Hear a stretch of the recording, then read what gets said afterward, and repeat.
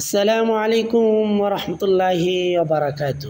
সম্মানিত ইমানদার মুসলমান ভাই বোনেরা, আজ আমরা জেনে নেব জিলহজ মাসের দিনের রোজা রাখার সওয়াব কী পরিমাণ আমল নামায় জমা করবেন আল্লাহ পাক, সেই কথাটা আমরা জেনে নেব। দ্বিতীয়ত আমরা জেনে নেব জিলহজ মাসের প্রত্যেক রাতের ইবাদত কী পরিমাণ সওয়াব আল্লাহ পাক আমল নামায় জমা করবেন, সেই বিষয়টা আমরা সরাসরি হাদিস থেকে জেনে নেব ইনশাআল্লাহ। হযরত আবু হুরায়রা রাদিয়াল্লাহু তাআলা আনহু বর্ণনা করেন, আল্লাহ রসুল সাল্লাল্লাহু আলাইহি ওয়াসাল্লাম বলেছেন, দিনসমূহে এমন কোনো দিন নেই যাতে আল্লাহর ইবাদত করা তার প্রিয়তর হতে পারে জিলহজ মাসের 10 দিন অপেক্ষা। তার মানে অন্য যে কোনো মাসের দিনের ইবাদতের চাইতে আল্লাহ তাআলার কাছে প্রিয় এবং পছন্দের 10টা দিন হচ্ছে জিলহজ মাসের প্রথম 10 দিনের আমল। রসুল বলেন, তার প্রত্যেক দিনের রোজা 1 বছরের রোজা রাখার সমান সওয়াব আমল নামায় দেন। সুবহানাল্লাহি ওয়া বিহামদিহি সুবহানাল্লাহিল আযীম।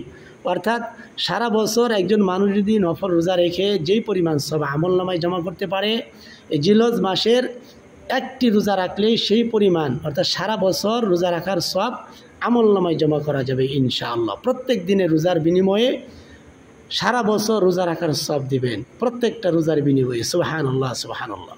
রসুল বলেন, প্রত্যেক রাত্রের নামাজ কদরের রাত্রের নামাজের সমান। সুবহানাল্লাহি ওয়া বিহামদিহি সুবহানাল্লাহিল আযীম।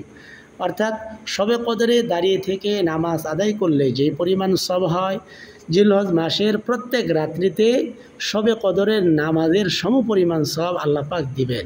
শবে কদরের সওয়াব কী পরিমাণ? রসুল বলেন, 83 বছর 4 মাস, 83 বছর 4 মাস লাগাতার ইবাদতের সব আমল নামাই দেন, শবে কদরের সব।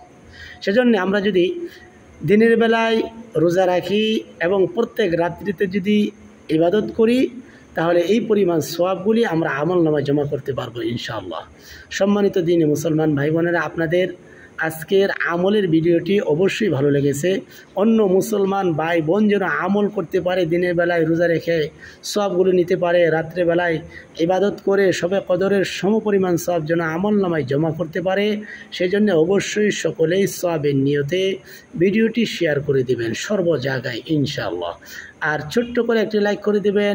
ইসলামিক আমলের ভিডিওটি আপনার কাছে কেমন লেগেছে মতামত কমেন্টে জানিয়ে দেবেন ইনশাআল্লাহ। অথবা আপনি কী ধরনের আমলের কথা অথবা স্বপ্নের ব্যাখ্যা জানতে চান, আপনি কমেন্ট করে জানিয়ে দেবেন। আর নতুন হলে অবশ্যই সাবস্ক্রাইব করে পাশেই থাকবেন।